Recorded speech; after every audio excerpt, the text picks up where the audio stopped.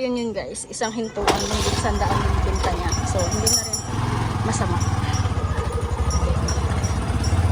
Yan, ganito yung kalsada namin dito.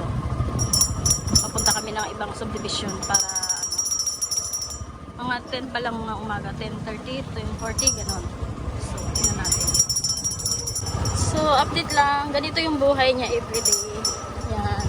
So, imagine niyo guys kung gaano kahirap ang umikot-ikot ng walang katao-taong lugar. Ayan. Pero ganun pa man, nakasmile pa rin sa idol. Siyempre, smile pa rin yan. Tumingin ka sa dinadaanan mo. Ayan. Ayan. Wala ang tao.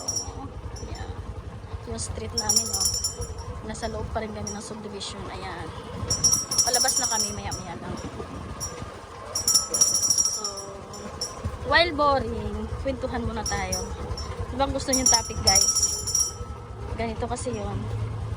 Dahil boring ako sa bahay. Uy, meow!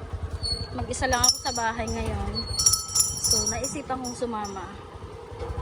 Magtinda. Hindi ko naman alam na ganito siya ka boring. Yan. Pero okay lang. Nakita ko ng mga fresh na view. Panibago sa paningin ko. First time ko kasi guys, makarating sa lugar na to. Kahit na 2 years na kami dito, pero ngayon lang ako nakaikot sa lugar namin. Yan. 1 month pa lang pala ako dito. Yung pamilya ko lang yung 2 years na. Ako 1 month pa lang. Kaya naninibago ako sa lugar.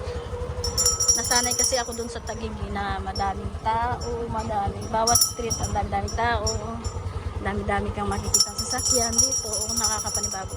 Probinsya vibes. Yan. Pero maganda dito tumira guys, tahimik, tsaka maaliwalas, tsaka hindi polluted masyado yung hangin namin, fresh air. Tingnan nyo naman yung views namin, yung view, may mga damo-damo, wala ka makikita ganyan dun sa sa Metro Manila. Ayan, ganyan. Dito lang yan. Yan. Labas na kami ng gate, guys. Punta na kami ng ibang subdivision.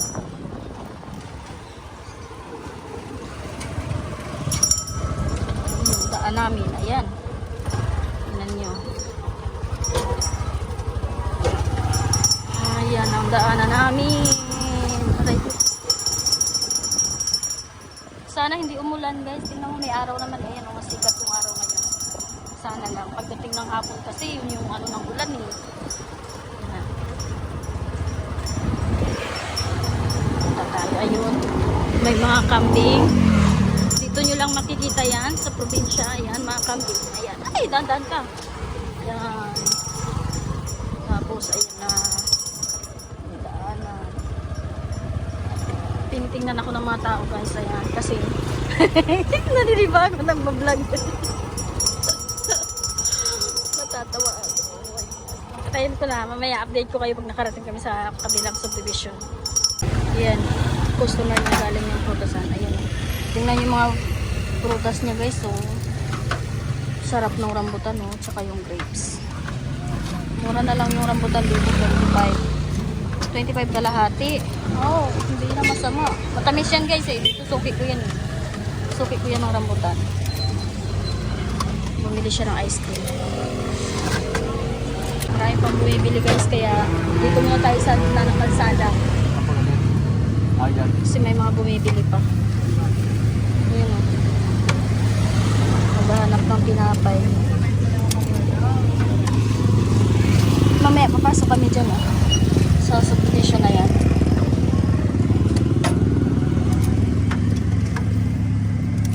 Marami na siyang nalampasan ng customer na hindi niya napapintahan kasi nga nasa kalsada kami. Ayan, 2 pinata. Si Kuyang tinapay.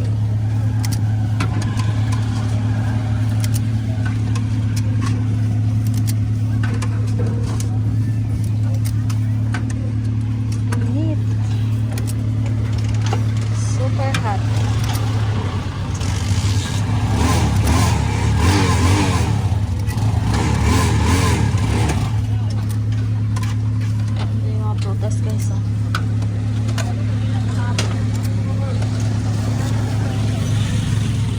Tinapay. Isa pang tinapay. So, patayin ko muna guys kasi nasa gitna kami ng kalsada. Oh. Disturbance kami dito. Kaya lang may bumibili kasi. So, ayun guys. Babalikan namin yung customer na dinaanan niya lang kanina. Kasi nga, nasa gitna kami ng kalsada. Mahirap tumigil.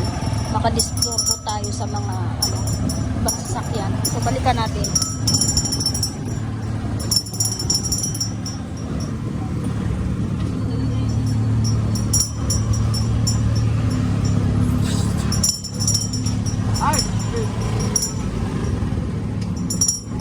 Oops, aso.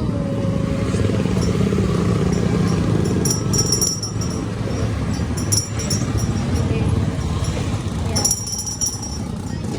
Yung bata o kanina pa yung nag-aantay. Kawawa naman. Sige.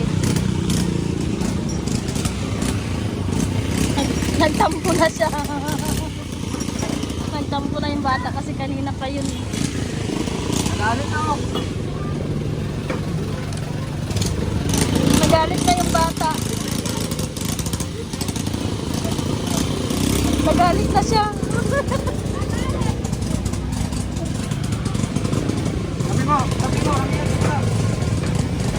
Sige. Suyuin natin yung bata. Damihan niya na lang daw. Ayan.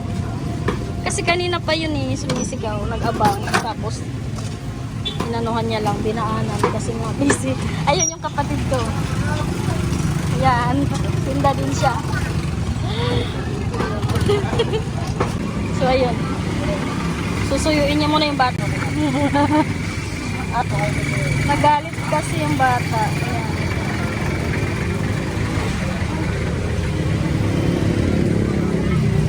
Kanina pa kasi yung nakaabang eh. Malayo pa lang kami sumisigaw na wala siyang mapagparkingan itong sidecar. Kaya dinaanan niya, parking kami. Suyukan.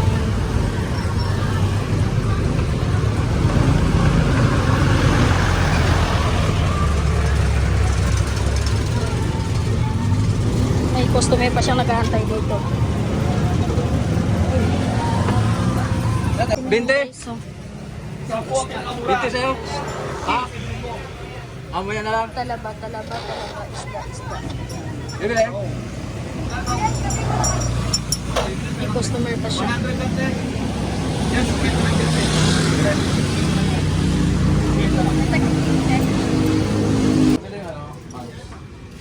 Bili mo na ng bun si Idol.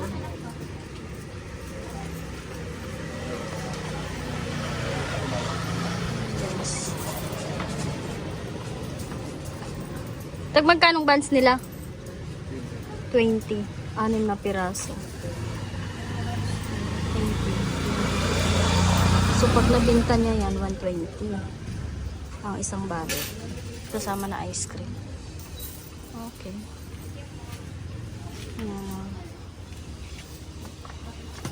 Sabit ni Idol.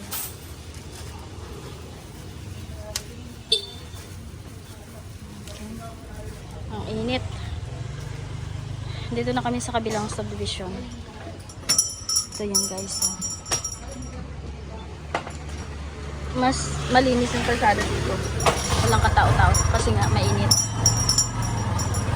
Yung mga bata nasa loob lang ng bahay. Pero pag narinig nila yung ng ice cream, lumabas naman sila. Pag gusto nilang bumili.